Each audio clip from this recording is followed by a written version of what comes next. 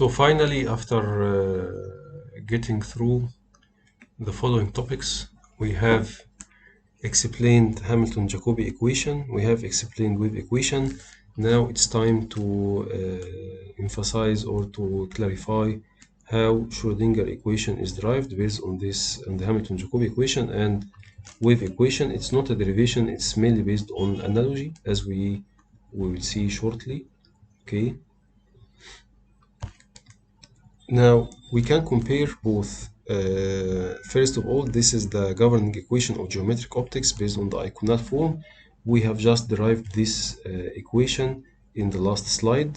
Okay, k squared equal the gradient of s the whole squared. Fine. Okay. Now again, let us compare this one with this one. This one, what? This is the steady Hamilton-Jacobi equation.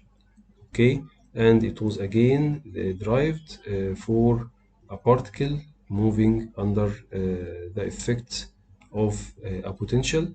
Okay, here it is. Fine, 2me minus v gradient s the whole square. So we could see that there is very strong analogy between both equations, one for the geometric optics and the other one for what? The other one for the Hamilton-Jacobi equation for a particle moving under the effect of a potential. So simply it's a speculation just to explain the particle wave duality for very small particles. It seems that Hamilton-Jacobi equation, this one, is the limiting case of a more general wave equation. Exactly like this iconal equation is the limiting case of another more general wave equation, as we have just clarified in the last videos. So just to finish the analogy, we need to do the same with Hamilton-Jacobi equation. We need to define the S, this S here. Remember that S here is a dimensionless phase.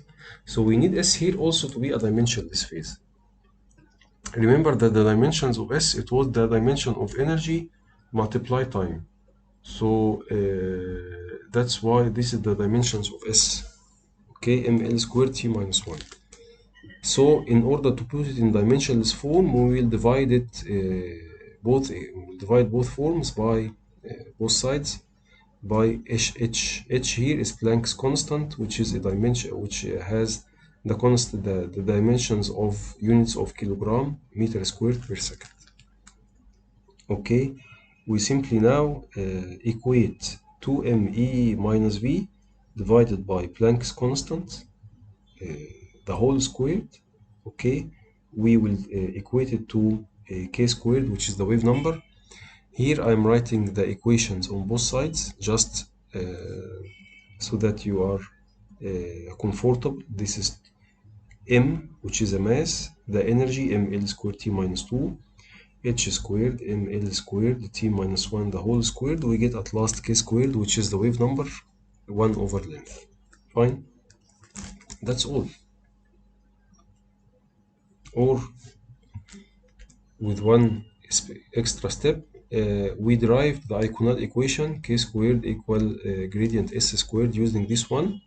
So again, 2me minus v equal gradient s squared is derived based on this equation. This was k squared derived in the last slide, multiply psi. So here comes the big topic to speak about. Of course, not in this course, but in the course of quantum mechanics. What is psi? Okay, I believe Schrodinger didn't provide much explanation for that. The explanation was provided by subsequent collaborators, if I'm not mistaken. Simply, this is the steady Schrodinger equation, and this is one-dimensional form. For the multiple dimensions form, we have the Laplacian psi. You may refer to the paper by Schrodinger himself if you are interested. Okay, and it will be provided in the material here. And thank you so much for listening.